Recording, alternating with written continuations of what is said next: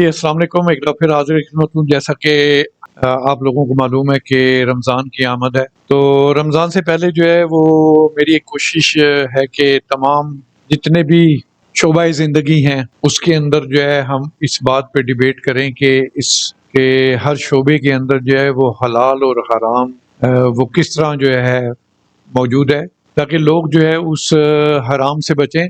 क्योंकि आने वाला महीना जो है वो इंतहाई मुतबर्रिक महीना है, जहाँ पर हमारा हर अमल जो है वो नेकियों के लिहाज से जो है वो कई गुना ज़्यादा बढ़ जाता है।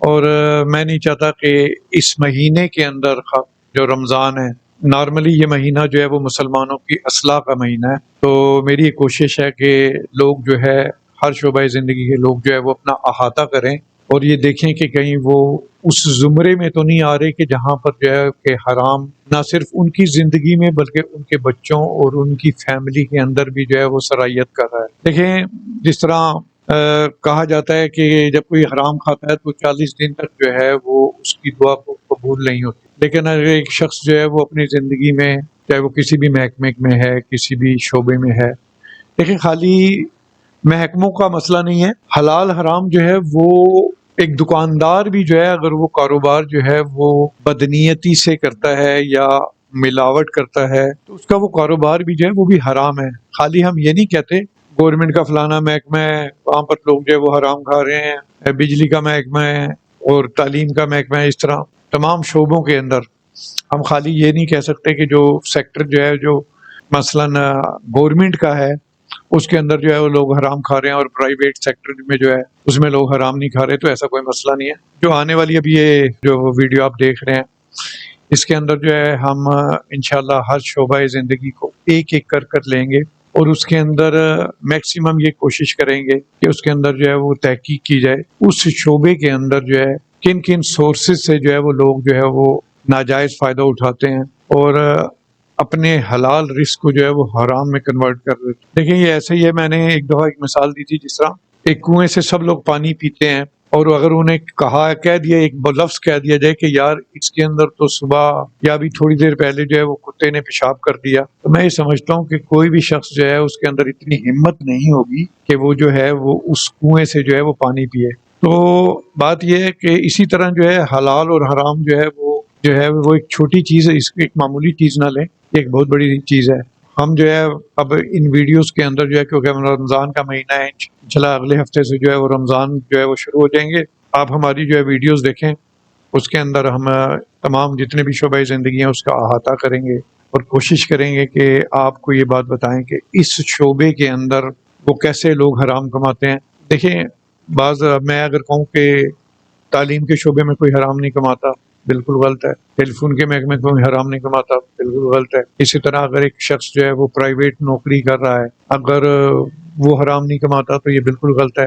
हलाल और हराम रोज़ी को करने के बेशुमार तरीके हैं, बेशुमार मसले मसाइल हैं। तो अब रमज़ान है, तो रमज़ान के अंदर जो है मेरी कोशिश है और आपकी भी ये कोशिश होनी चाहिए कि हम हराम से बचें और हलाल की तरफ जो है हमारा कदम बढ़ना चाहिए। तो इंशाल्लाह जो मेरी नेक्स्ट कैसेट है उसके अंदर जो है मैं शोबाए तालीम के मुतल्लिक जो है वो आपको बताऊँगा कि किस तरह हम शोबाए तालीम में हराम जो है वो कमाते हैं, या शोबाए तालीम से जो लोग मुंसलिक हैं वो अपनी रोज़ी को जो है वो किस तरह हराम कर देते हैं। तो इंशाल्लाह आप जो है हमारे इस रमज़ान के सिलसिले के जो है वो प्रोग्राम देखें। प्रोग्राम का सिलसिला जो है गुड्डू भाई ऑलवेज़ राइट के अंदर ही हम अपनी प्लेलिस्ट के अंदर ये तमाम प्रोग्राम देंगे।